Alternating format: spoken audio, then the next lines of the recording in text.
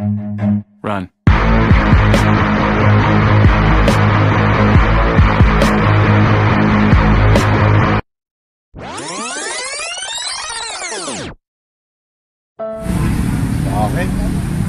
Good day, good day.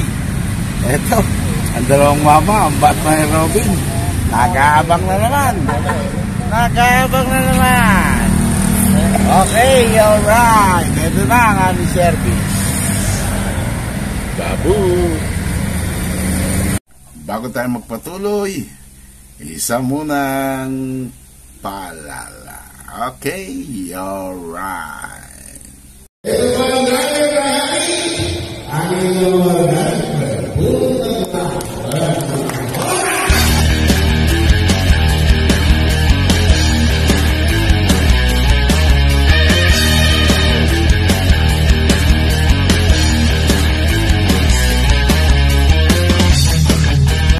Okay, shoutout natin si kapatid na Toto Palad ng Perjoda, no?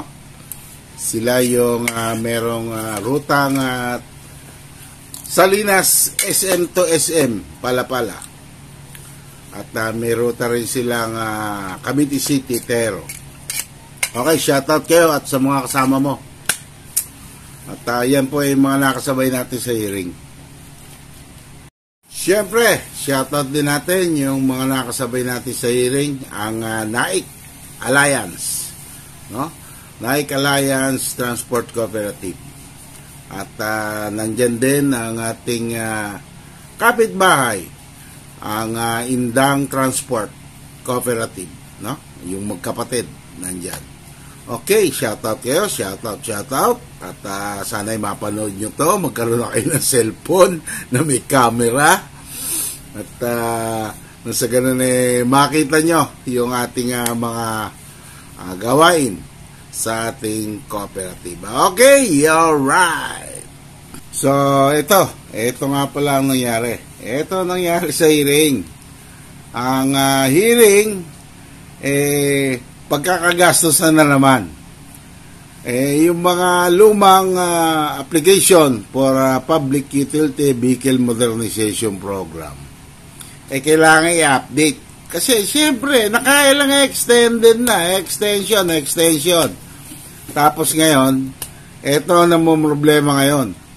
Ang mga transport cooperative. Babalik na naman sila sa November 16. Babalik kami sa November 16. At para ipasa yung mga bago na namang mga requirements. Kasi ang aming mga requirements ay 2022 pa. So, parang di naman yata namin kasalanan yan na mabagal kayo sa LTFRB Region 4. No? Nagagastusan kami na nagagastusan. Ngayon, hihingi nyo naman yung mga update, magpapanotaryo na naman kami. Siyempre, gastos na naman yan. So, paano? Di bali sana kung kayo nagbabayad. Ang kooperatiba ang sumasalo ng inyong kabagalan. So, shoutout ko na yung mga mababait nating mga stakeholder, yung ating mga empleyado sa Region 4, Lipa City. Okay, shoutout kayo lahat. Lalo doon sa nag-hearing sa amin. At ang mabait na hearing officer. Sir, paano ba to? Update na lang ba kami ng update? At pag dumating na naman ng 2024, di siyempre luma na naman ang aming mga application. Tapos baka mag-extended naman, kayo na lang. Palagay ko, ayawan na to pagka ganyan ng ganyan. Abay, nakakaila-expire na kami na requirements, Tila pangatlo na yata. Okay lang pa ba nag-start yan? 2017. So, nagpasa kami mga 2021, no? Dahil sa mga iba't iba, sari-saring mga requirements na pilit hinahanap palang kulang. Kaya lang nangyayari.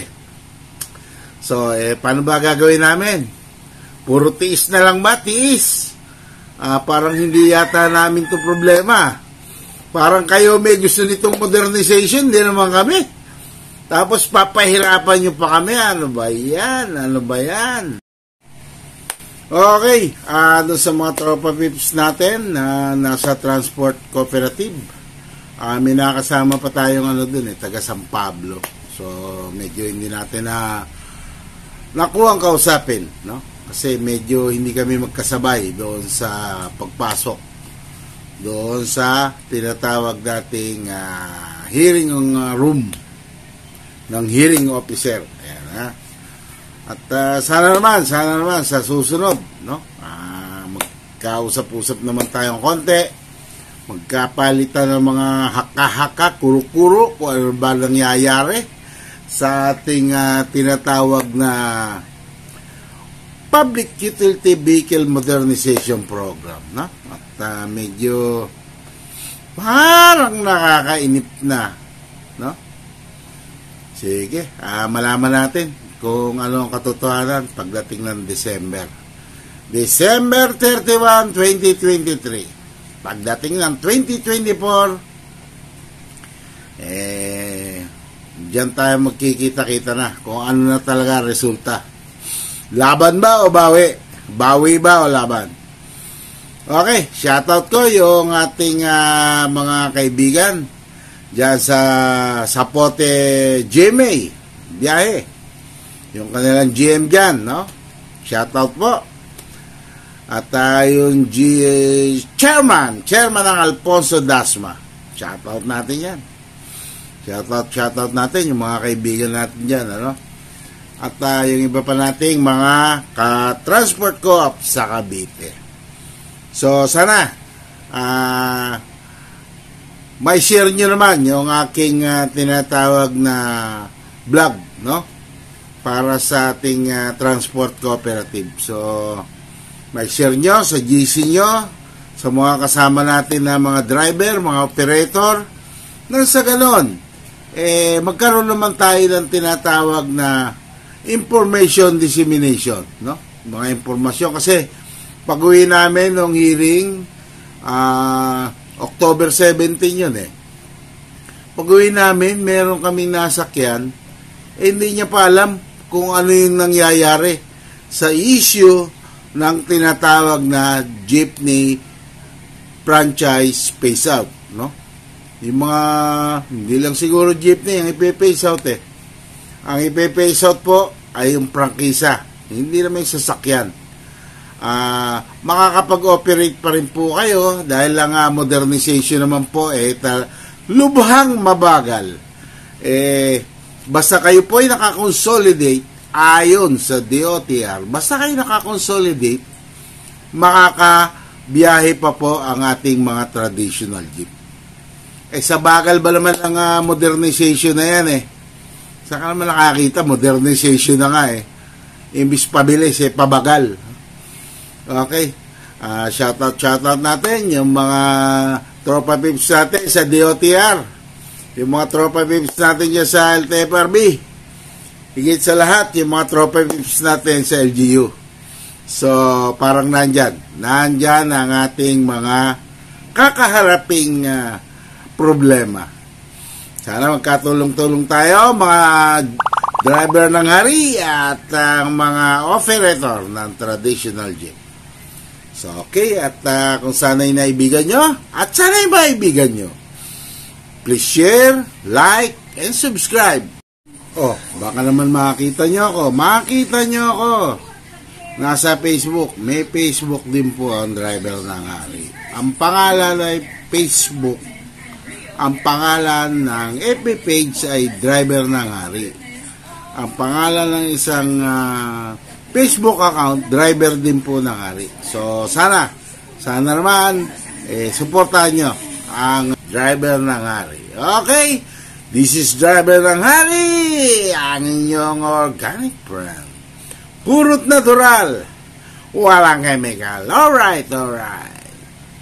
Babu, hanggang sa susunod nating pagkikita-kita. Okay? Alright.